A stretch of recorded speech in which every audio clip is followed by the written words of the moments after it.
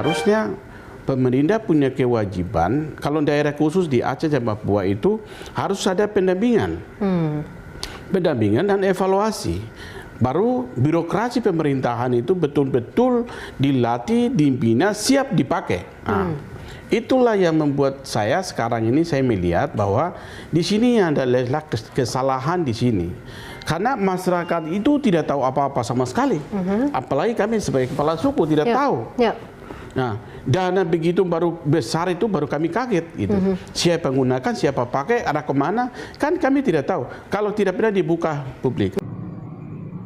Dari kami di Merauke menyikapi daripada fenomena pemberitaan akhir-akhir ini di media massa bahwa terindikasi Gubernur Papua menyalahgunakan keuangan negara atau dalam hal ini APBD yang akan diperiksa oleh KPK sebesar 1 miliar, dan kemudian berkembang lagi ada temuan-temuan yang kemudian ditemukan oleh PPATK terkait dengan aliran dana ke beberapa tempat perjudian di beberapa negara oleh Gubernur Papua.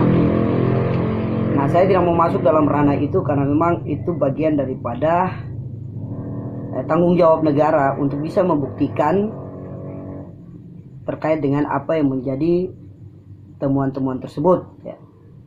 Dan saya juga harapkan kepada Gubernur Papua, Pak Lukas NMB, untuk bisa secara tertib mengikuti proses persidangan yang ada sehingga bisa mempertanggungjawabkan kalau memang benar adanya Bapak Gubernur Pak Lukas NMB tidak bersalah, ya bisa dibuktikan secara jelas di proses hukum yang berjalan. Namun yang menjadi titik poin saya terkait dengan kenapa bisa ada terjadi korupsi di Papua. Nah, merujuk daripada tayangan sebelumnya, yaitu dari staf khusus Presiden Abang Lenis Kogoya, beliau dalam penayangan sebelumnya disampaikan bahwa memang perlu ada pendampingan, perlu ada pembinaan daripada pihak pemerintah pusat, mulai dari awal digulirnya Otsus itu yang kemudian dimaknai dengan nilai uang yang cukup besar untuk Papua. Artinya apa? Bahwa ini ada kehilangan kendali oleh pemerintah pusat yang kemudian hari ini mencoba untuk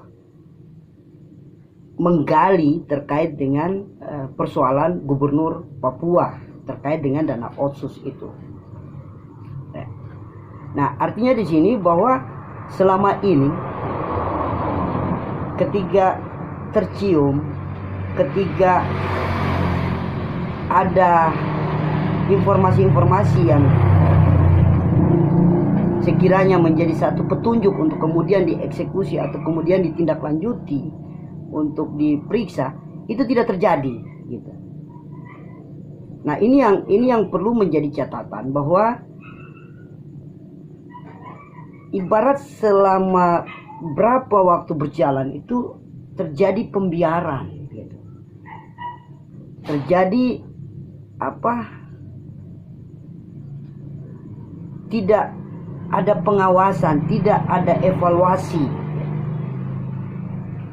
sehingga ini juga cukup menjadi satu hal yang kemudian kami anak-anak Papua juga menjadi perenungan selama ini seperti apa untuk mengawal dana yang sebesar itu, sehingga kaget-kaget saja ada informasi pada saat ini terkait dengan Gubernur Papua dengan uang yang cukup fantastis itu, yang kemudian dialirkan, yang isu yang kemudian dialirkan di beberapa tempat perjudian itu. Ya, mudah-mudahan saya ini bukan uang negara gitu. Ini uang pribadi beliau ketika nanti ada pembuktian di proses hukum yang berjalan itu. Ya. Yang menjadi pertanyaan itu, kok seperti begitu?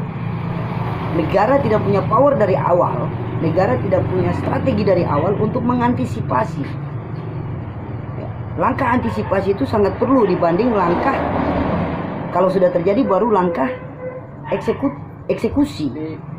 Nah, ini persoalan yang kemudian perlu dievaluasi gitu. Karena kita tahu bersama di depan hukum tetap siapa saja di negara Kesatuan Republik Indonesia.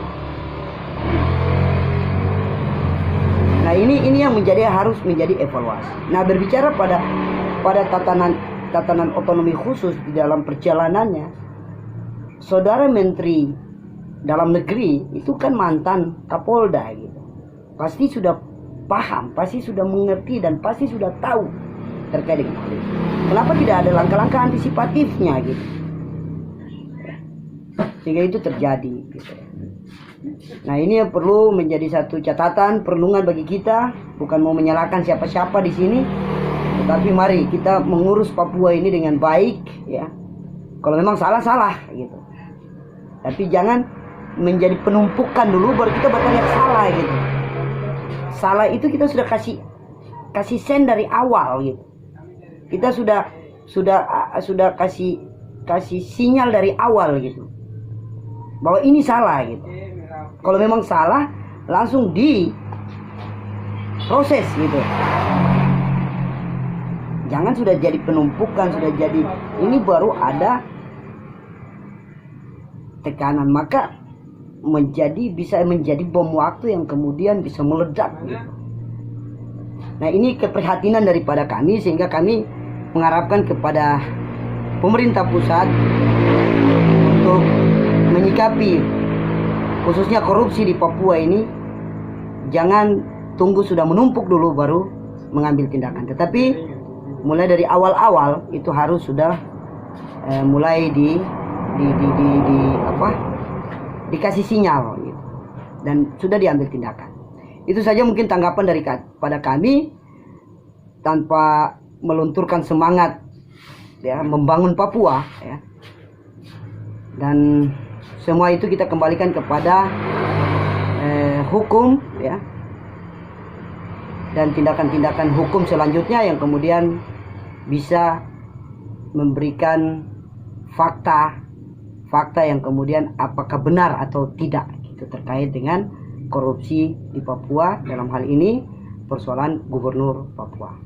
Mungkin itu saja tanggapan dari kami, mudah-mudahan menjadi satu referensi, menjadi satu perhatian daripada pemerintah pusat dan khususnya para pimpinan-pimpinan daerah yang ada di Papua. Terima kasih.